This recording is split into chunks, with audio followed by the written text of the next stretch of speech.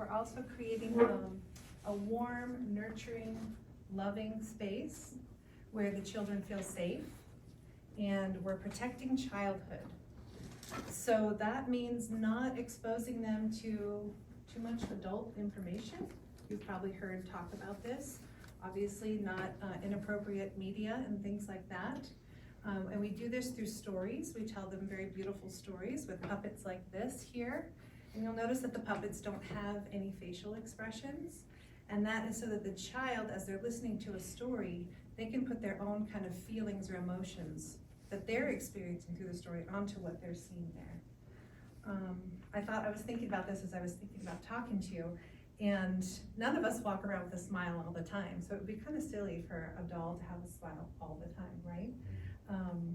And then we can also use them in different stories, where maybe there's a doll that's sad in one story and happy in another story, things like that. We do have a media policy, which you've probably heard about. If you consider coming here, please strongly take that into account. It's really important, particularly in the kindergarten. We don't want the children wearing anything that has media images on it. We want them playing together from the stories that I'm telling, or just from their own imaginations, rather than playing Spider-Man. And if you think about playing Spider-Man in this room with 22 children, they're going to be running and trying to throw things at each other, and that just doesn't work. So that's not the images we want them to be holding. I'm going to take a pause for just a minute so that Hannah can introduce herself. Oh, hello. I'm Hannah Lewis. I am one of the kindergarten teachers here in the Dandelion classroom. And she's also a parent. I'm also a parent of 2 kids who've been here. Yeah, we've been with the school 6 years now. I've got a little 6th grader. Very cool. Thank you. Okay, so speaking of physical capacities, building up those physical capacities so that children are ready for the academic work. Because once you get to 1st grade, you have to sit at a desk, you have to listen to directions from the teacher, and there's a lot of information coming in. And if a child has not learned how to sit at a table yet, or sit at a desk, then that's going to be really hard for them. So I'll just mention that. And then the way that we're building the physical capacities is through outdoor play and all sorts of other play that I'm gonna keep flipping this chart to talk about, okay? But when we're outside, we're climbing, running, building, pushing, pulling, swinging, balance, jumping, and science. We're aware of the seasons and what's happening outside and how that affects us. How we feel when the sun's shining, how we feel when it's snowing, how we feel when the wind is blowing. All of these things are the children learning how to be at home in their own body, right? What is life? What is life? There's birds chirping, and there's the sun shining, and then other days the clouds covering, and children are just experiencing this, and they need to kind of learn about what it's like just to be here.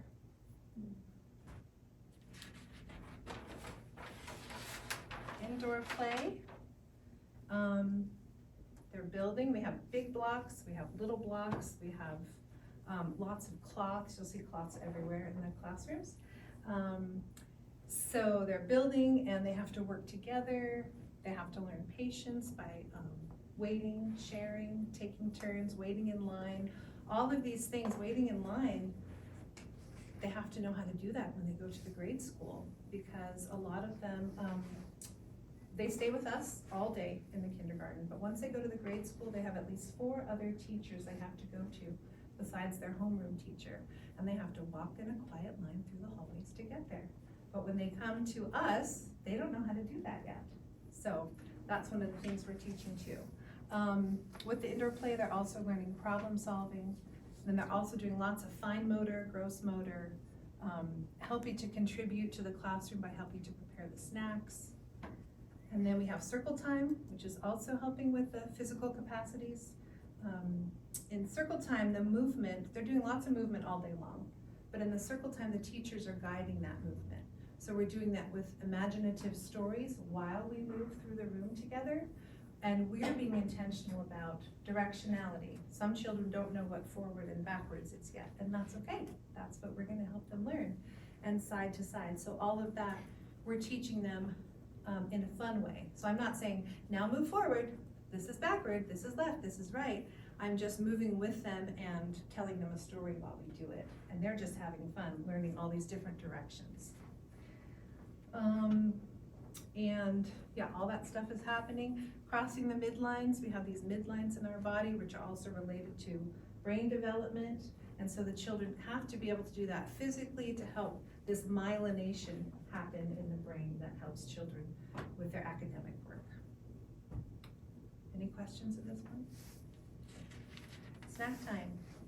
We all sit together at the table, and we usually prepare the snack together. It's usually something warm. We sit family style, and then 2 or 3 children will serve the meal to the rest of the group, and we rotate that through each day. And if you've never been served a warm meal from a kindergarten child, it is one of the most special things you'll ever experience. So if you do end up coming and you're able to volunteer in the class, even though I'm in here every day, when I've gone to other kindergarten classes and been served by a child, it's just the most beautiful thing. Okay. And also, if your child has any kind of issues with texture and different foods, if they're a picky eater, they will most likely get over that in this classroom because, like I said, we serve wholesome food, and they're gonna eat beans and rice every Monday. And after a while, they're gonna love beans and rice because that's what we offer, and they all kind of end up, that's our favorite snack, actually. I make pancakes on Friday with maple syrup. They still all love beans and rice, even though the pancakes are really good too. This daily rhythm is really important because young children need a predictable environment that helps them relax enough to just kind of start to blossom and learn about who they are and become creative and imaginative. So we have a very predictable routine. Sensory experiences. You've probably heard of some children having sensory issues, and sensory rooms and sensory tools are great, but we try to incorporate a sensory experience with real life activity. So like I was saying, chopping vegetables, washing dishes, scooping sand and making mud. What are some of the other? Oh, wringing out clothes. We have a washboard in the tub, and they wash clothes and then wring them out themselves. Sewing, they're touching the fabric. We usually use all natural fabrics. Watering the plants, so they're doing a sensory experience, but they're also learning how to care for their environment, right? We all have to care for our home and the things in our home, and so they're learning how to do that as well. Let's see. Oh, this is just a quote from a Waldorf school in Australia. And developing these senses and these physical capacities enable the child to be grounded, coordinated, agile, and strong.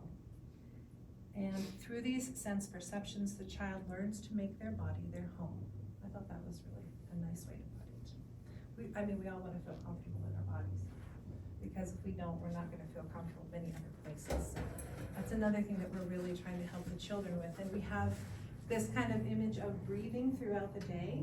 So we start the day very active and moving, and then we come together for a circle, which is more focused, still moving, but focused.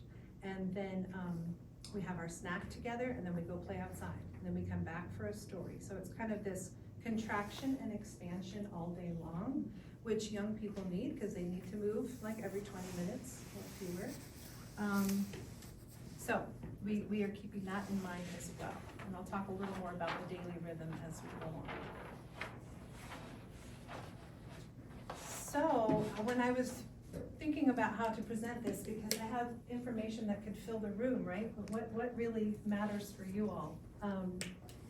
I had this image of like the people movers in the airport.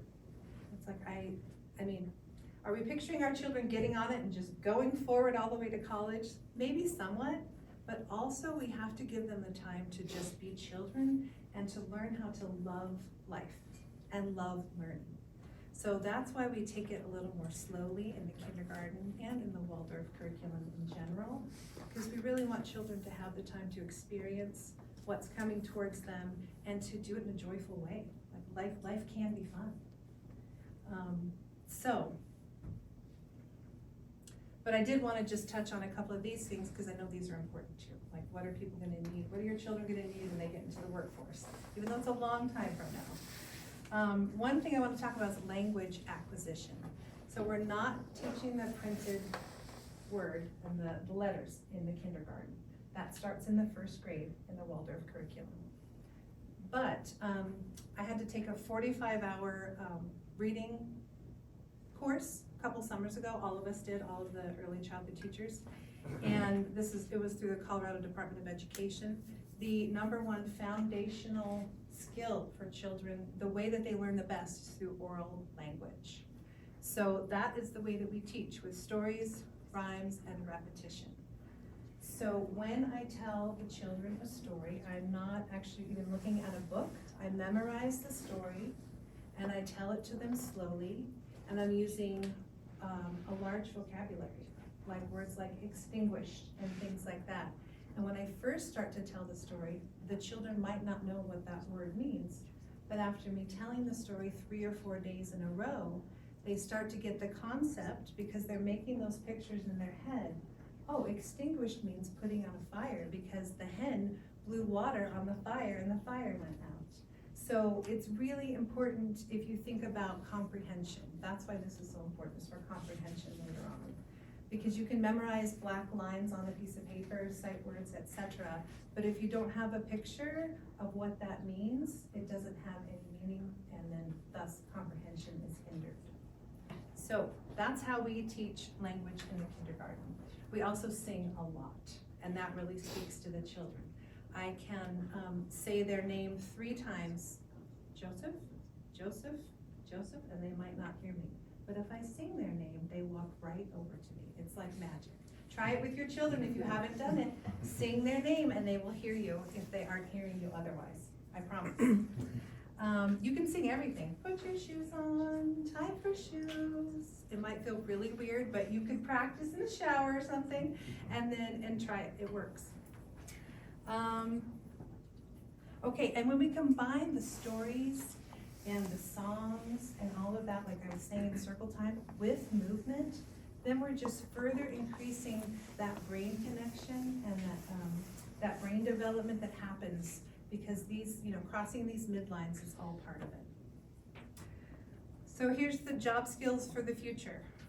This is for 2030, so your children, it'll be later, but still, what my understanding based on the research I've done, which isn't a ton, is that we don't know what kind of jobs are gonna be out there for your children, right? And there's gonna be a lot that's done with robots and technology and all of that. But there's still gonna need to be people who are subjective thinkers, who can help problem solve whatever information they're getting from the robots and all the technology, okay? So these are the job skills, and in this order: problem solving, critical thinking, self-management, communication skills, mental flexibility, teamwork, and self-leadership. So, problem solving. These big blocks right here, there is problem solving happening with these blocks every single day, multiple times a day, when the children are trying to figure out how to balance something and make a tall tower, and realize they need more blocks on the bottom before they can get it taller and things like that. And they also work together to try to figure out those things. So they're having to use their communication skills. Self-management. If your child is coming from a home where they're an only child, or even just a few siblings, that's kind of their world. But they come here and there's 20 other children, and they have to wait their turn. And sometimes they can't have the toy they want because they don't have 22 of everything. And so they're learning how to manage and self-regulate. You've probably heard those terms as well. That's a lot of what we're working on in here, is self-regulation. And giving them the tools to communicate if there's a conflict, if they're not sure how to say why they're upset or what they're upset about. I'm right here to help them with that. That's a big part of my job as well. Mental flexibility, that goes along with, we have to be flexible when we're in a group of people and working together.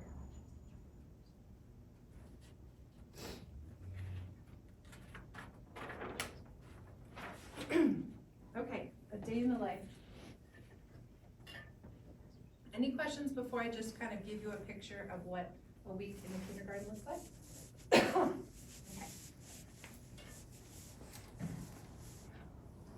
And I think online, it said that this was a 6:30 to 8:30, and then somewhere else I saw it started at 7:30. So I just want you to know, I don't anticipate us being here until 8:30, but I'm also very open to answering questions as you need. Okay, so our day begins outside briefly. I meet the families outside. On Mondays, we have a parent circle. We actually sing together. I can give any kind of updates that we might need to talk about. And then we walk through our garden and we see how it's changed from one week to the next, depending on the season. We have chickens back there. We have had bunnies in the past. I'm not sure if we will again. We also have a greenhouse, which has fish in it. So they love to go into the greenhouse and look at that. So we do that on Mondays as a way of easing into the week. If you can't stay for that, it's fine. But we do that as kind of an invitation for parents to ease into the week with their child. It seems to help a lot. Then we come inside and we have our circle time. And then we play in here for about an hour. And then we clean up. Everybody cleans up. You'll see I don't have a job chart or anything. We just all clean up. I sing the song and we work together. That's what we do. And the children are very good about it. They might not be at home, but they really are here. And then we have our snack together. And after that, we go outside and we play, and then we come back in for a story. And any child who leaves half day usually leaves right after the story. So we end our kind of academic morning with the story. And then we have lunch and a rest time and another hour of outdoor play. So we really have 2 to 3 hours of outdoor play every day. And then we have also a rhythm to our week. So that schedule that I just mentioned is every single day. But then we have different activities depending on the day of the week. And we also have a different snack depending on the day of the week. But Monday is always painting day and always beans and rice and on and on. Tuesday is always oatmeal and baking bread and on and on. So the child might not know what Tuesday is, but after a while they know what bread day is, you know, or they know what pancake day is. Pancake day means we're going home for 2 days after that, because that's on Fridays, right?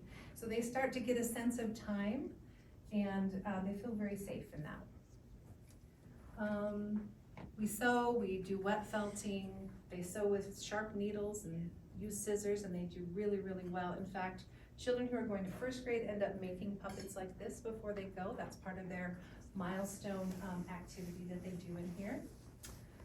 And then we also have a rhythm to our year, which has to do with festivals, like our May Fair and our Winter Fair, which you've probably heard about. We have a maypole that some classes dance and some classes don't. For example, first grade, third grade, and on like that. And the kindergarten doesn't dance around the maypole, and there's certain things they don't get to do until they get to the grades, but that's also really important for the children to see kind of these milestones they're working towards. We have a lot of that in the grade school too.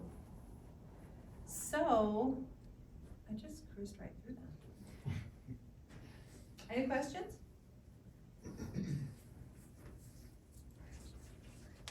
There's gotta be some I questions. know you said there's 3 different kindergarten classes. Yeah.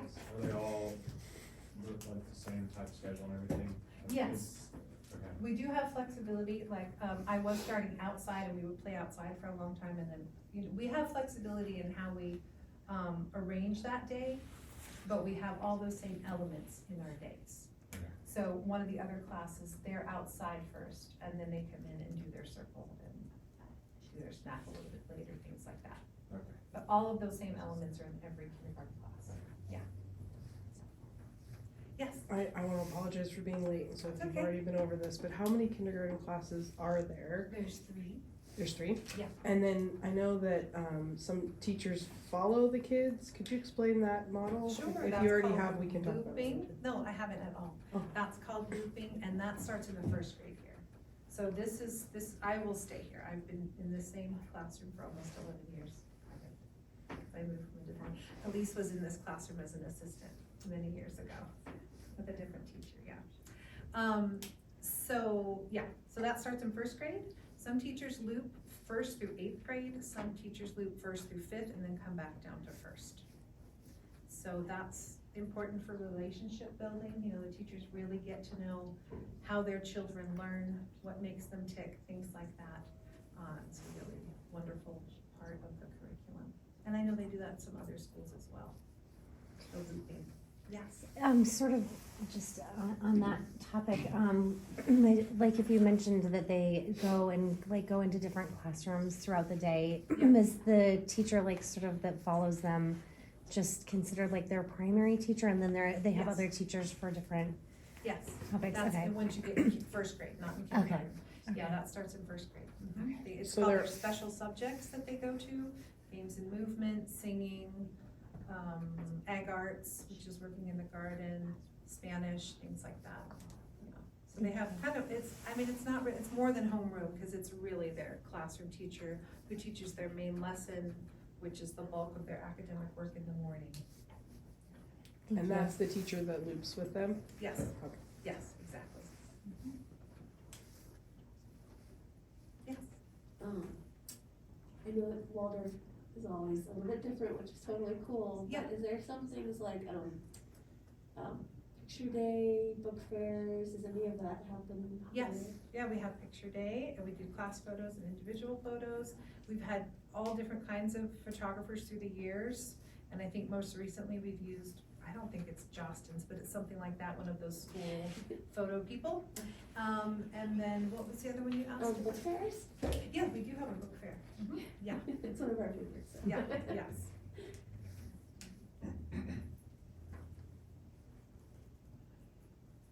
So, anything else?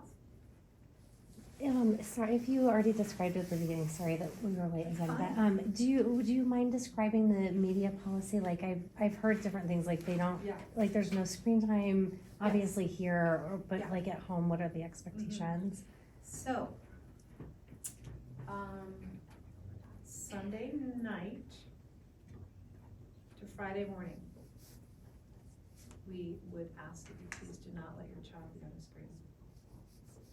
So that means Friday night can be movie night if you want. And then Saturday, but we certainly don't want them on screens in the morning before they get here. We can usually tell if they've been on screens because they're just not settled. So that is our media policy. Now, don't feel scared, don't run away just because we have a media policy, because we can help you with that, and it can be a gradual, letting out of that tether, or however you wanna picture it. We will help you with that. So, I can't imagine how hard it is to raise little people with the just media everywhere.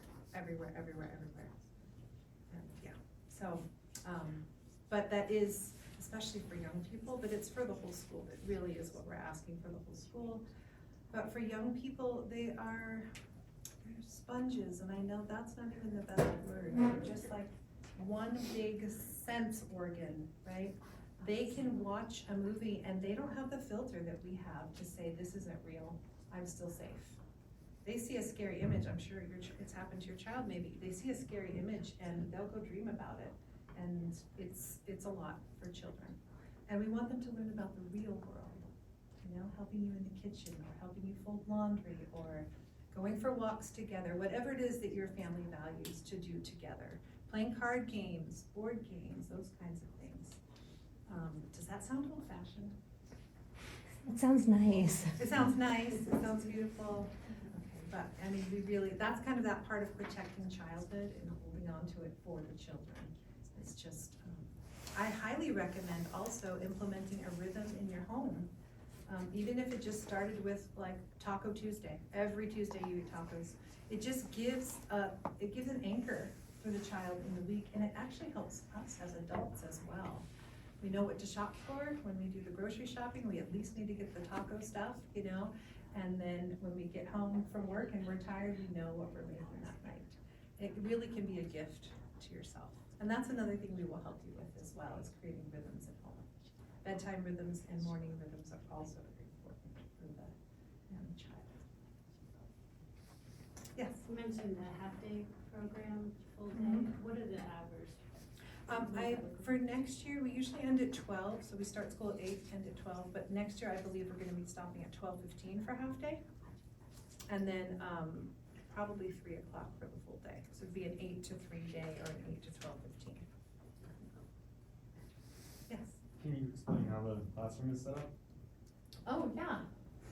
I moved some things just for tonight, but really this is basically how it is with the chairs around the table. And this little blue house back here is usually a little bit closer over here. So I make sure that there's room for them to move around things. So it's kind of like stations, I don't call it that, right? But we have our little kitchen over here and the couch to make it feel more homey. We've got train tracks over here. Is this kind of what you're asking? Okay, good, good. And we've got our big blocks and our little blocks. We have kind of a quiet area up there with the baby dolls, and I have some tiny little dolls up there too, just to be creative up there. We've got lots of cloths behind here on this shelf. We've got small cloths and big cloths, all natural fabrics, and big play clips. Let's see, would anyone over there be willing to that basket on the second shelf has some wooden clips. These are such a hot commodity in our classroom because you can build forts with them. You could attach things to yourself, hook a little silk on. Yeah, these are just the coolest invention ever. So those are play clips, and we have big stones on the bottom, river rocks, if they want to carry some heavy things, which is also good for building those physical capacities. And little stones too, and then we've got some kind of dress up stuff, and we've got some capes and hats and yeah, so when we have our playtime, it's 2 to 3 children in every area is what I allow, and they're allowed to move around if they clean up first, and they can go to the next place. A lot of them build houses and forts right here. This is a very busy area right here. Lots of forts and houses and slides and obstacle courses. They're just super creative. And the kitchen? So the kitchen is a real kitchen with a real oven, and I bake bread in there. We have a full-size fridge and a dishwasher. So I do have the luxury suite of a school because I also have the bathrooms in here. So this is the best classroom in the school. And Pikes Peak is right there. But all the classrooms are beautiful. If you've taken a tour, you'll see that. So yeah, I use that every day for making a snack. So you don't have to provide a snack, but you do have to provide lunch if your child is full day. If they're half days, then they would go home for lunch. Yes? Is that unique to kindergarten as well, cooking the snack? Does that end at first grade, or does that continue? It does not continue in first grade, although some teachers do incorporate that in something they might be teaching about a different culture. And certainly in the 3rd grade, that curriculum is about food and farming. So there's a lot of cooking that goes on, but you would need to provide the snack and lunch from first grade on. Yes. Is there a lot of interaction with the older kids? Or are they kind of siloed in here? They're kind of siloed. We do buddy classes, but not until they get in first grade. And so they'll see them on the playground. We have, the kindergarten playground is kind of protected from everybody else. Sometimes if they play in the front yard, they'll see first graders playing as well. But we really are kind of kept together in our little sphere. But the other kindergarten classes will play together too. So they do meet children from other classes.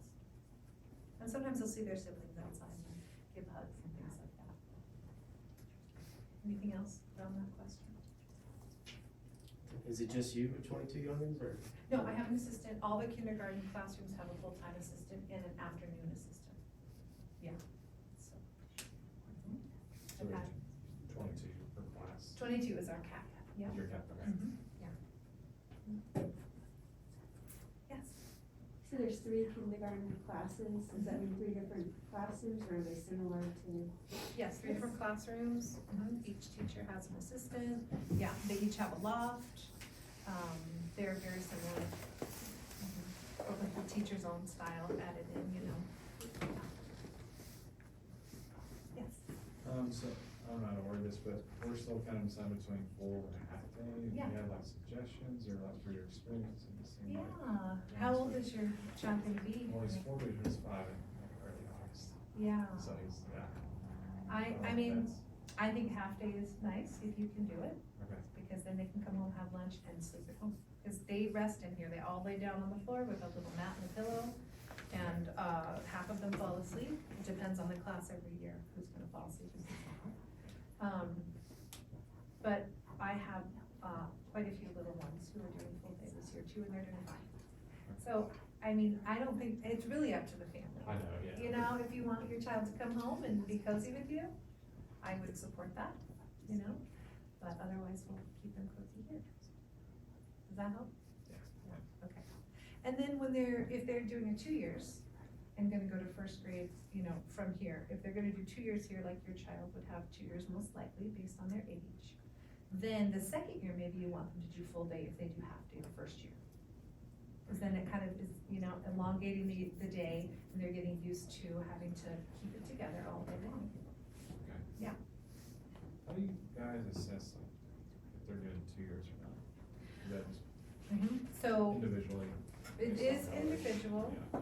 So there are markers like losing teeth and getting their 6-year molars, so that's like a physical marker. If a child does 2 years in here, then they're for sure going to first grade, because we only take 5 and 6-year-olds. In like a traditional private Waldorf school, they have 3 to 6-year-olds all in the same classroom. So a child might be in the same class for 3 years. And we're not doing the same thing every year, so it, you know, it's not like a child would be getting the exact same information every year. It's diverse that way. So we look at physical markers, social, emotional, cognitive, speech, all sorts of things. But really, if they're age ready, we're really just looking to see, is there something that the first grade teacher needs to know that could benefit this child in terms of, should they sit in the front row if their vision isn't right? Or, you know, which hand do they write with? Are they dominant on either side? Do they have a hard time sitting still? Or are they sensitive to noise? You know, those things are things we could share with the first grade teacher so they could be more aware of the child that's coming to them. Yes. How involved are parents allowed to be in the kindergarten and everything? Cause like, education's really important to me, and I like to be a part of it with them, cause you know, I'm their first teacher. Yes. And so I just wonder, like, what role do the parents play?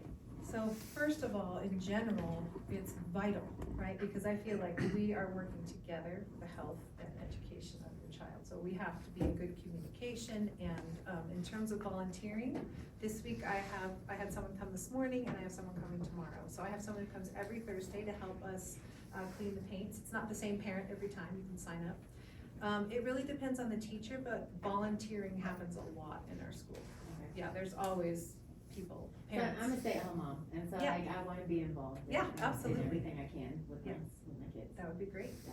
Yeah, definitely. It's very welcome. Yes. I think right when we walked in, I'm not sure, but I think you were talking about, you said something about like if they stay here in kindergarten, do you have a lot of kids that just come to kindergarten here and then move on? Or is the purpose to really start them in the Waldorf program and keep them? Yeah, I mean, that's the ideal. Yeah. Because then the first grade teachers are very grateful because of all the work we're doing here to get them prepared to go, because they are so ready for the information once they get to first grade. And the grade school teachers often comment that they can tell if a child's been in our Waldorf kindergarten or not when they come to the class. But maybe I was referring to 5 and 6-year-olds, the difference there, because our lottery, we allow in 5 and 6-year-olds. So if a child is 6 in November and that's their first year in the kindergarten, they are gonna go to first grade the next year based on their age and probably everything else. But like a young 5-year-old would most likely have 2 years of kindergarten before going to the first grade. So that's, Oh, maybe that was it. that's Okay. probably what it was. Yeah, and that the kindergarten is different than in the grade school Yeah. in terms of how we're teaching, because we're really teaching through modeling. We're not doing a lot of direct instruction, like sit down, write your name, that kind of thing. I might sit down and start drawing, and then they'll come start drawing as well. I sit down to start sewing, and they'll come sit down and start sewing with me. But there are times where I say, it's your turn to come sew, or it's your turn to come write, or whatever it is. So it has a little more, I don't know, yeah, they're imitating what the teachers are doing, which they do very well. Yes. So So my wife is kind of concerned about getting started here. I think she gets the impression that there's kind of a stark break between kindergarten and first grade, like first grade and everything past that is more like a traditional school and less like self-directed or less like, homeschool. Is that the case or? No, I would say that it's not self-directed, I don't think I'd use that word, but, we are able to differentiate. And, you've probably seen the children make their own textbooks, so we're still teaching in a different way, in the grades, mostly through storytelling. And the children are ready for that after this kindergarten, because they've been hearing stories and learning how to make those images. Does that answer your question? Okay. Maybe a whole tour, like if you just really want to know more, just do like the whole tour. Yeah, that's a great idea, and we have They a go into really every good, classroom on the tour. yeah, they make their own textbooks, and, the curriculum is very rich. My youngest daughter went here kindergarten through 8th grade, she's a smart cookie. She is, yes. On that same kind of train of thought, how is the transition into kind of out of Waldorf and into regular high school? Because there's no Yeah, Waldorf high school yet. here. yes. I say yet. Yes, there is a transition period. Now, I think there probably would be for most children to a certain degree, but there is a pretty big transition period that happens. But I think most of the kids do just fine after that period, and a lot of them, groups of them will go to the same high school that have graduated here together, just because they've been together for 8 years or however long. And, so I think there's a transition, but a lot of them are doing really well. Do you see a trend as to where they're going? I think it depends on the class in particular. So a couple years ago, a lot of them went to SIVA school, which is an art focused school. A lot went to Palmer, Manitou. A lot of folks go to Manitou. And some people just choose their home school, wherever they live, wherever their district is. After that, but most likely only if they've got a friend from Mountain Song who's going too. So it seems like they go at least with one other friend. The first school you said, SIVA? SIVA, yeah, I'm not sure what it stands for. CIVA? Yeah, CIVA. They're really cool. It's Where's over, It's by that six in Gemming. yeah, building like Garden of the off Gods Garden of and Gods and, Nevada area. yeah, or like Marquette. It's tucked away, you have to really look for it to find it. It's a really But- cool school. I've had a couple of friends whose kids have gone there and they really loved it. Yeah, it's a charter school. Yeah, nephew that goes there and loves it. Yeah. Yeah. Absolutely loves it. Yes. So, what would you suggest? My daughter, she won't be 5 until November. So she falls in that area that's just, it's hard to get them started. Yeah. And I don't necessarily wanna put her in any place else prior to trying to get her into Mountain Song. Yeah. And we're new to this area, so would anybody have any suggestions of, I just really wanna get her social, Yes. more into that, playing with other kids and things like that. She was born in 2019, so we all know. Yeah. So yeah, she's my baby at home, and I have a 23-year-old, so she's the baby. Oh, yes. And I don't want to necessarily put her Mountain Song is perfect for her, and just the way that she is and the way that I have raised her. And yeah, that's why I'm kind of like, okay, she's gonna be 5 in November. What am I gonna do with her for a whole year? Yeah. So, I could give you some preschool names, but there is a Waldorf preschool called the Sunflower House Preschool. That's where my daughter goes. Oh, okay, That's awesome. there you go. It's in Rock Rimmon, right? That makes Yeah. me so happy. And the woman who owns that school used to be a teacher here. Oh, that's As a kindergarten awesome. teacher. Okay. Okay? I was just sitting here like, what am I gonna do? Stacy Warren? No, Similar, but Laura similar is a helper. churches. There's a Yeah. Miss Laura. Yeah, and Laura's here now, but Stacy used to teach her. Yeah. Yeah. Laura's actually here. She took over a kindergarten class. There's also a community prep school, or not community prep, Ruth gosh, Washburn. they're called, Sandra, Ruth Washburn, like where a couple Yeah, of us Ruth go. Washburn. It has like a 2-acre playground and it's all play based too. It's a nice one too. There's one more, I can't remember his name right now. Mountain Willow. Mountain Willow, is that It's the Montessori? preschool. That's It's over on 21st? 21st Street. Oh, yeah.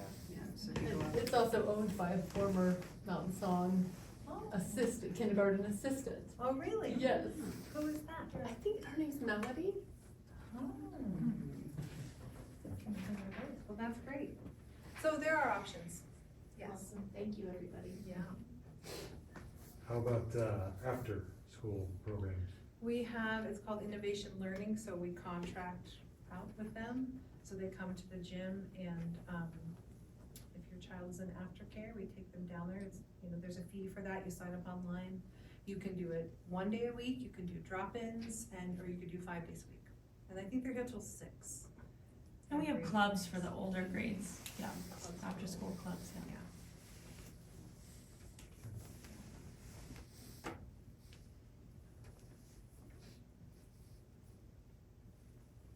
Are you seeing a lot of people showing up for the lottery? Like what is? I don't know, What's the probably. competition The with? kindergarten is usually, packed with people trying to get in. But just, if you're on the list and you really wanna be here and you don't get chosen for lottery, stay on the list. Because we're in a military town, things change and shift, and by August, you might get a phone call from Sarah saying, guess what, you have a spot. So, if you really wanna be here, I encourage you to stay on the list. If you get in, are you automatically enrolled then after that? Yes, Or there's is there some- another lottery in first grade? No, there's not another lottery. You just fill out a continued enrollment form after kindergarten and you're here. Yeah, you don't have to. Are siblings giving preference? Given Yes. preference? Sibling priority. How many applicants do you usually have for kindergarten? How many people trying to get in? Yeah, right, how many? Yeah, so we usually have, I don't know. I mean, we have room for how many? 22 times 3? 66, right? I'm in kindergarten, I don't have to do that. Just kidding, okay. So, yeah, we definitely usually have more than that Okay. trying to get in. We've always got a wait list in kindergarten. But if it helps, we were 37 on the wait list for our first kid, and we ended up getting a call in August. So Oh, that's pretty great. Yeah. There you go. we didn't take it, but at that point, Yeah. it happened. Yeah, yep. Proof. When does school start and like for the year? In the I year, know it's yeah. a little bit different than the traditional school district. We're pretty much aligned with D11. In the past, we were not. When we first started, we kind of had our own schedule, but then we realized it was easier for families. D11's a huge district, and you might be out of D11, but, so it's usually August, end of August, and then we usually get out at the end of May. Summer programs? Yeah, we have had summer camps, but that was after COVID, where there was money to provide something like that. So I don't know, I mean, if there were teachers really on board with doing it, there might be a way. So we were offering it tuition free, so I don't know how we would do that again, but nothing's impossible. But there are a lot of summer camps in the area, farm camps and things like that. Does everyone know the Colorado Springs Kids publication? You can get it at Safeway and other grocery stores. If you don't, look for it. It's a free publication. It's got a lot of information for families. It'll go through the month and every day of the month tell you what's happening in the city or in the mountains. Different events, different classes, wonderful articles, really good articles from various people. So I highly recommend you look at that. That'll help keep you in the loop on camps and things like that. Is there any sort of because it's a public, if we take off for 2 or 3 weeks, is there some sort of reprimand to the parents? So that's not my area of expertise. You have to fill out a form, and then get it approved by the director. If you're gonna go on a trip or something that's not, during a break. But I think they usually are approved. So that's handed down by the state, some kind of, Yes, okay, got it. yes. We pay attention to tardies and all that kind of stuff. Are you following the district's days off and things like that, or Like snow days? snow days and holidays? Is there a lot of Yeah. closures? Pretty much, most of it. Yeah, you know, we have spring break, we have a long winter break usually. For kindergarten, it's very long. This year it was a month. Because the children who, I know. Because we had almost 3 weeks off of school, and then we were doing these first grade readiness assessments where one child at a time was coming in for an hour. So I was working, but I wasn't teaching a whole class, so it ended up being a month for the children. I think it's gonna be shorter next year. I'm on a committee that's working on the calendar, and I don't think it'll be quite that long. But it's nice to have a long winter break, in my opinion. Yeah, so pretty much like President's Day and Martin Luther King Jr. Day and things like that. We have off. Yeah.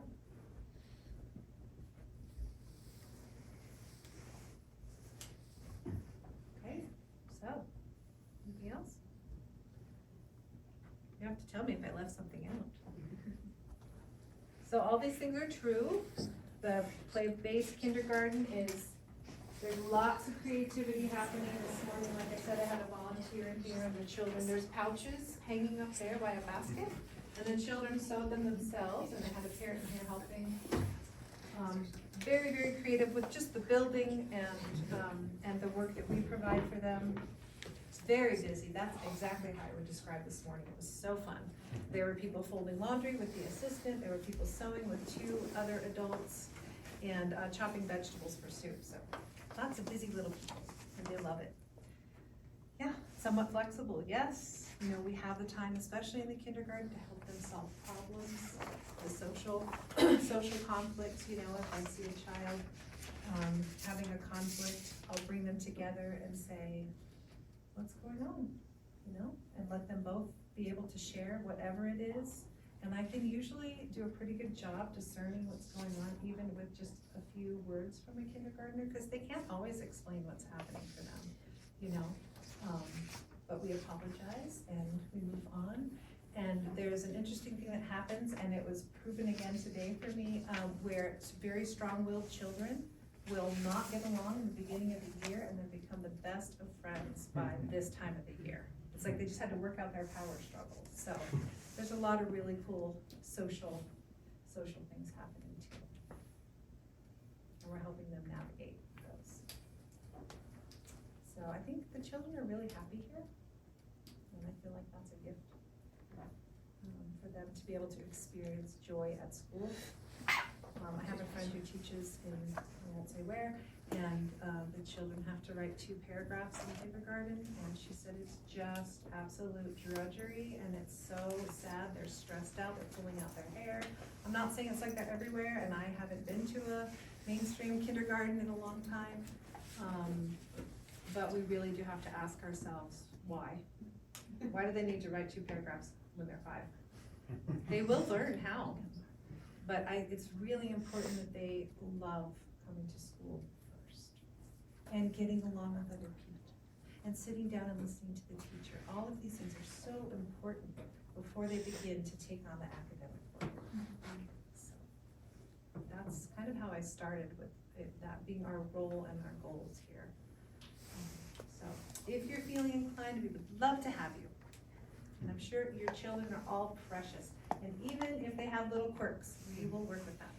Okay, that's another wonderful thing about this curriculum, is we have the freedom to work with different, I have like headphones in my cabinet for children who are really sensitive to noise. I don't pull them out a lot, but if they ask once in a while, I will let them do that. We have a cozy space under the steps. It's just for one person. It's got pillows and a blanket. If someone just needs some space, or if they're sad and don't want to talk yet, you know, really try to differentiate in that way, and we have the time and the space to honor who they are and help them work through those things, so they feel empowered when they're in a group of people.